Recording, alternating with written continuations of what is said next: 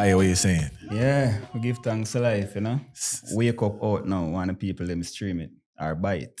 Serious thing. We are back in the studio, and Fire, you never brought a bucket hat for me, yeah? Cause I know dreads, Fire. They go like it's biased. Like trying no dreads, the man ain't bring me no hat to wear, yeah.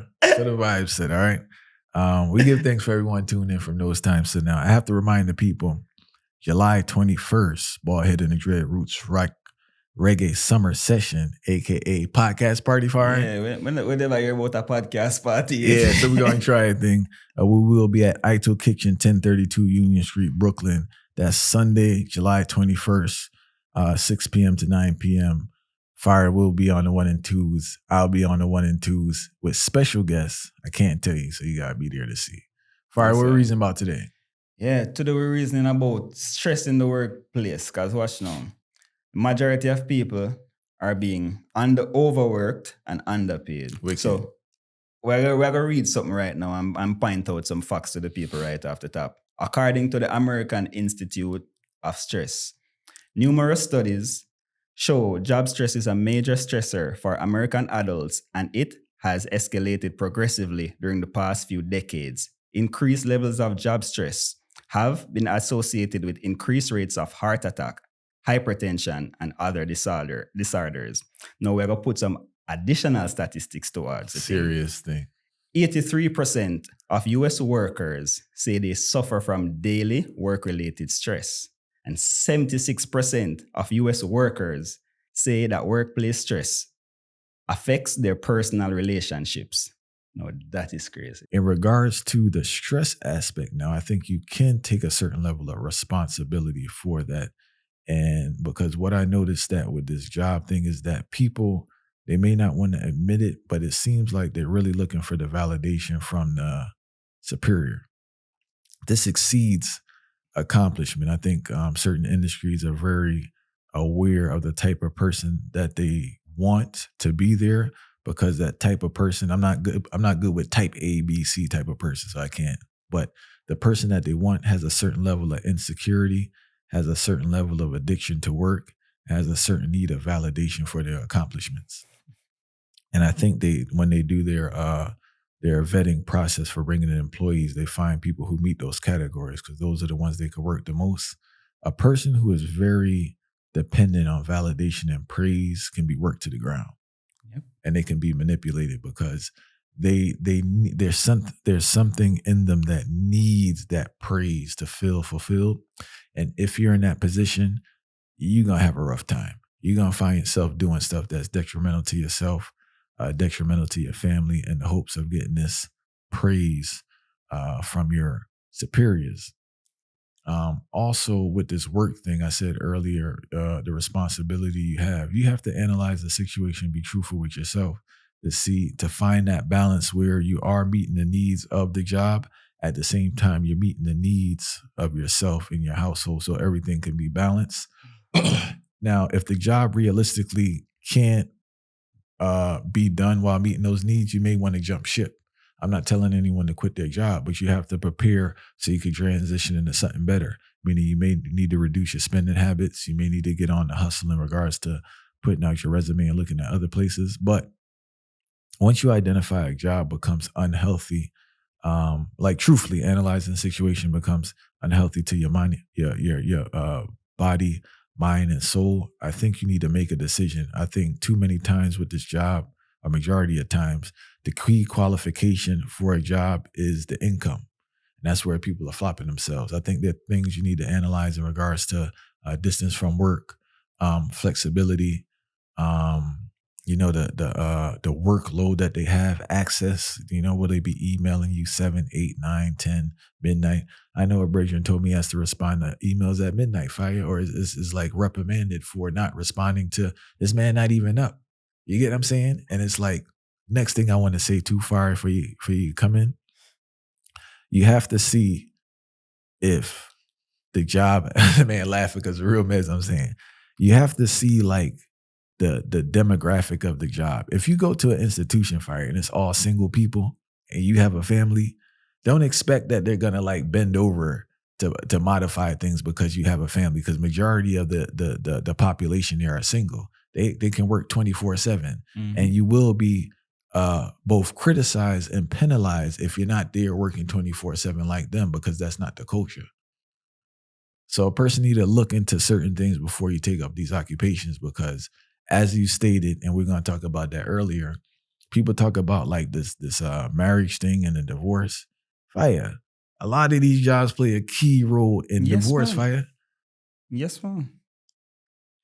Man not have time for them. Man not have time for them woman, and woman not have time for them man.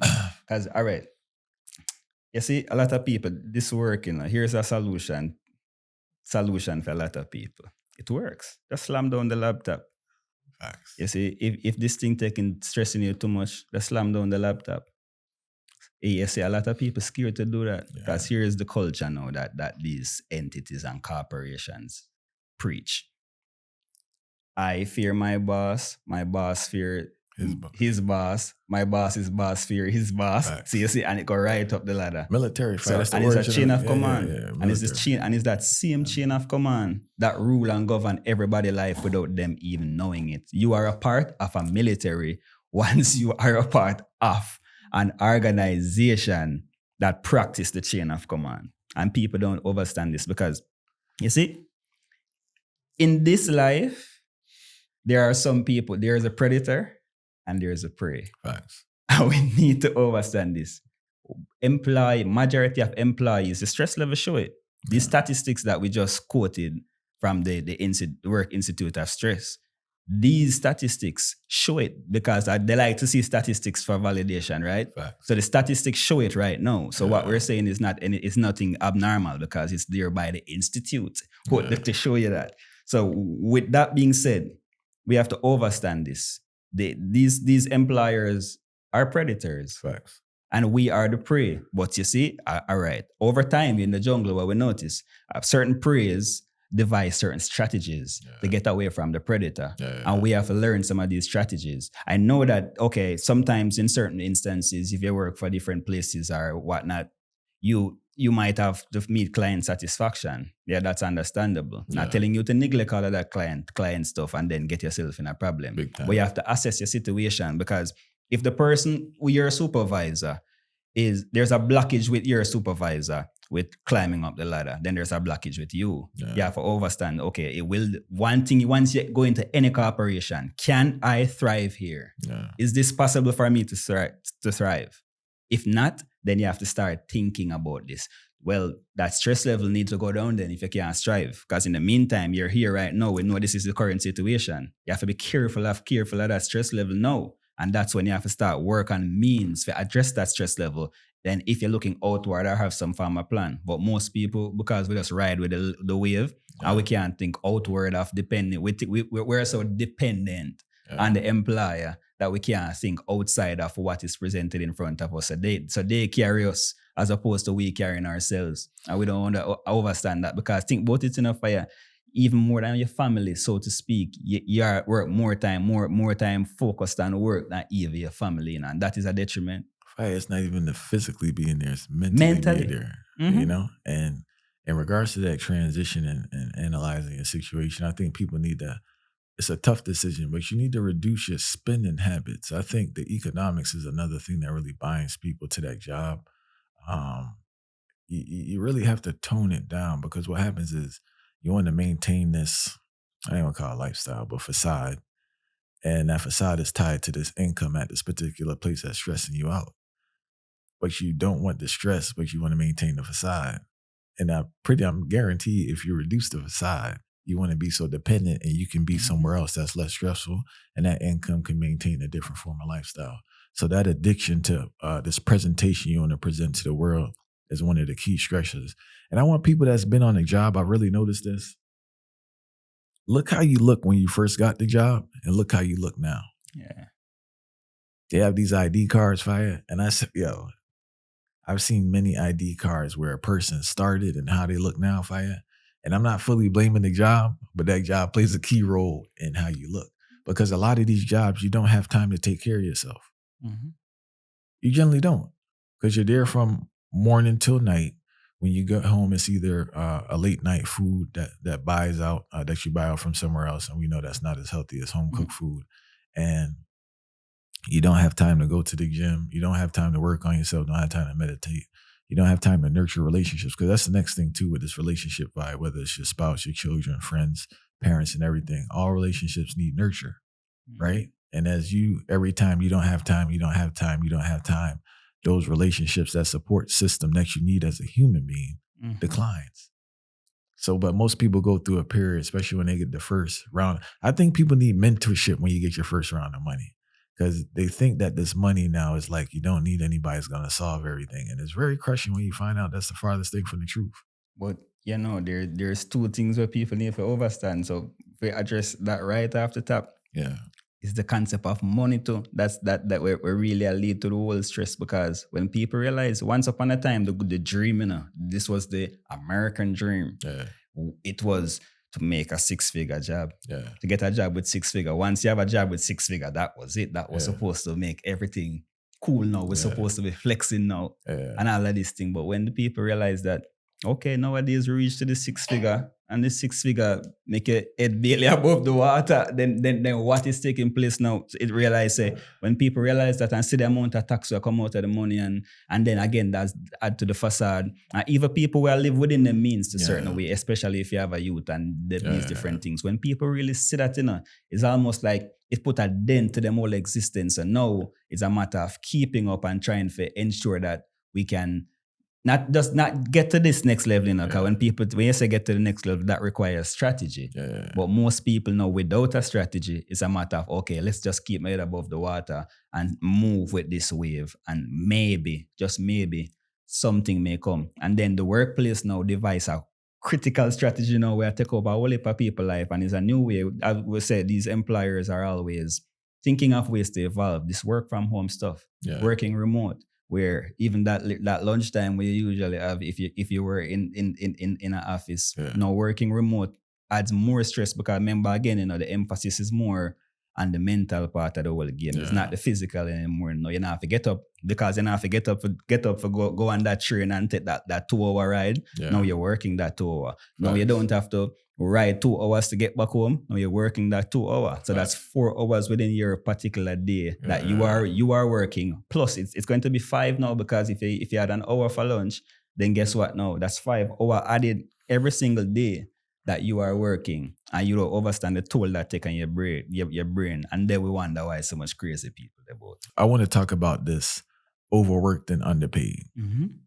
It's very demeaning towards a human being when they have to leave their house every day and they're not compensated for the work that they do, to the point where they can't survive.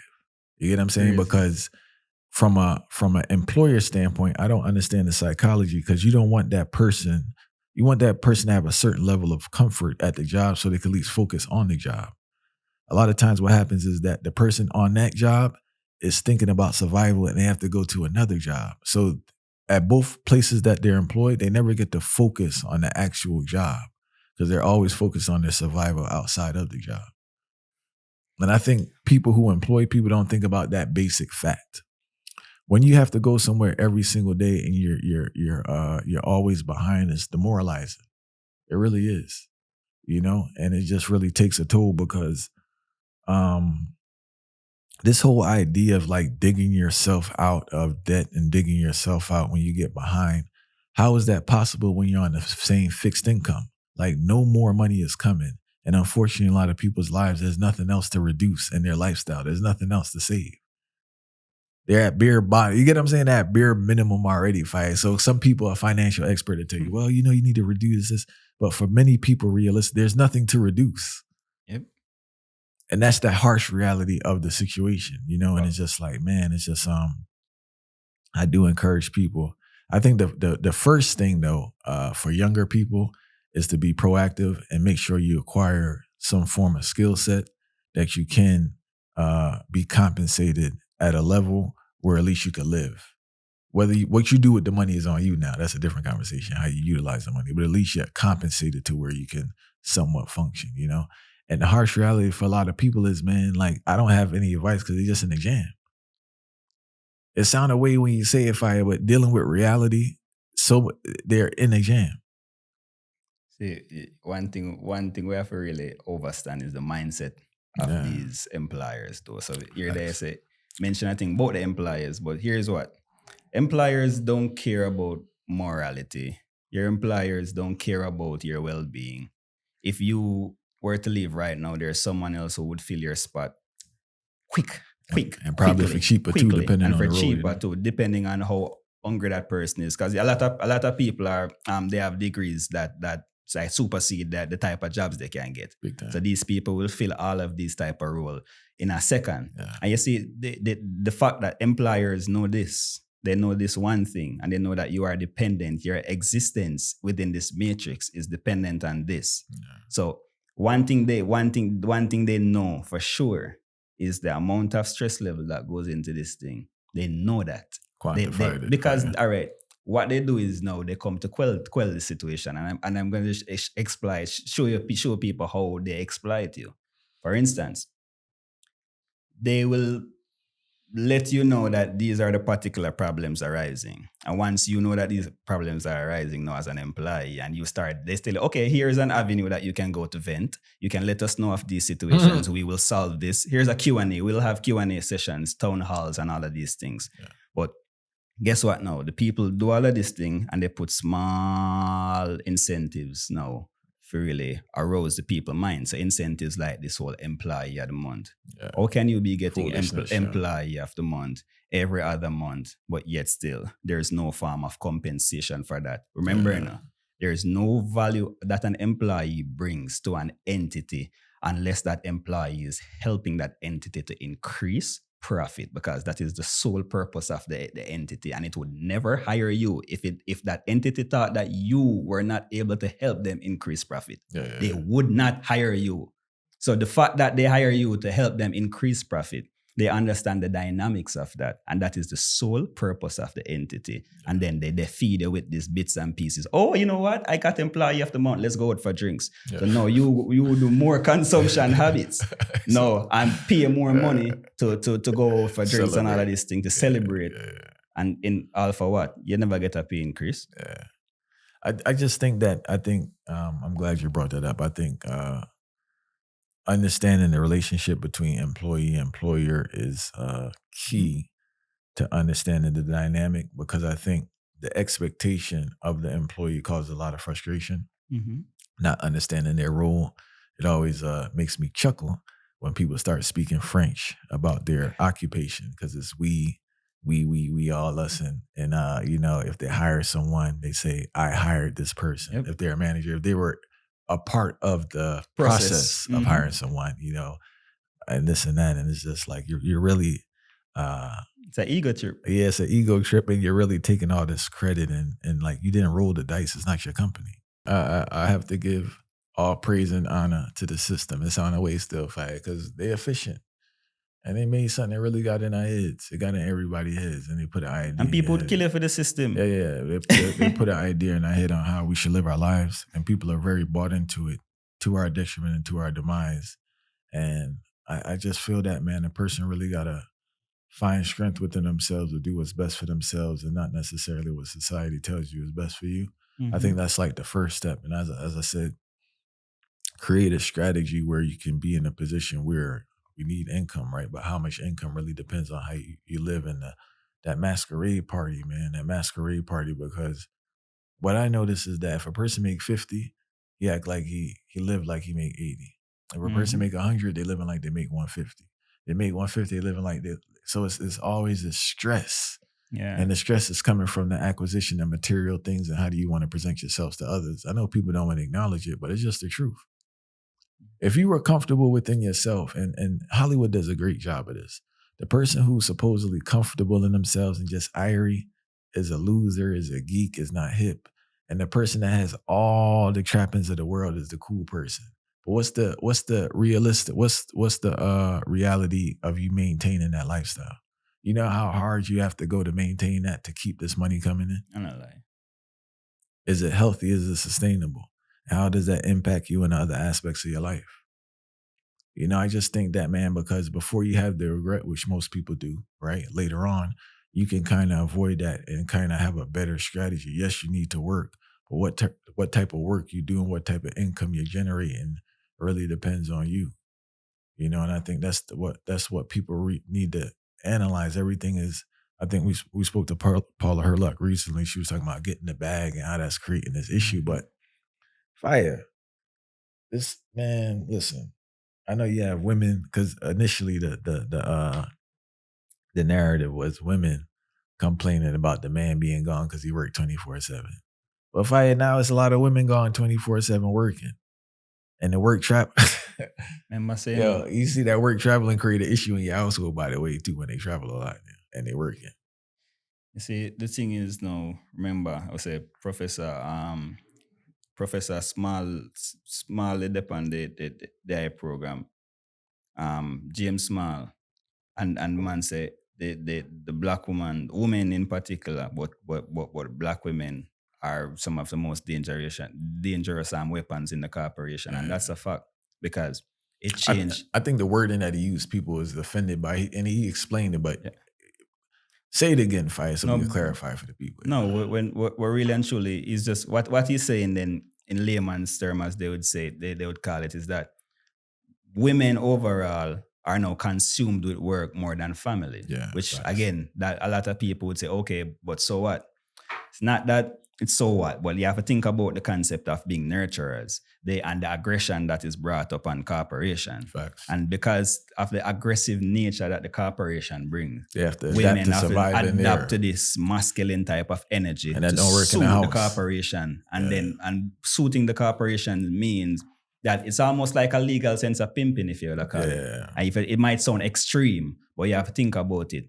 You are being brought to do this particular task based off of what you can present. Yeah. But you have to continuously, if you meet this today, tomorrow you have to meet this next deadline again. And if you don't meet this deadline, then you're a failure. Yeah. After you've brought through 10 successes previously. Yeah. And you know how crazy that is on a brain, especially when you're a woman and you have to think about it more. You're more emotional, more connected with your feelings and certain things like that. No, you totally scrap all of your feelings and all of your emotions just to suit the nature of the corporation. They and get the cold nature, and they can't turn it off in their personal life. Fire. yeah, it's very rough. It's almost like you have to have two different personalities to turn that off. And a lot of them try to balance it, but it's very hard. Yeah.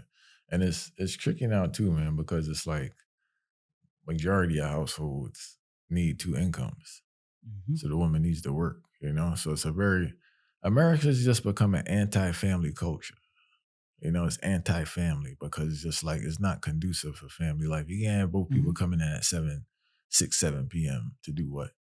Yeah. By the time you cook, get kids ready and all, it's 10 p.m. And they make you feel guilty for it because I know people who have been sick, people who have been sick, and they're afraid to tell the employer that they're sick because they don't want to seem like they're running from work when that's just nature. That's why I feel like them going to bring in this AI thing because AI, the emotional intelligence won't be there like that, and they won't have to worry about work-life balance. So AI would be suitable for these corporations based upon how them treating the current humans. Serious thing.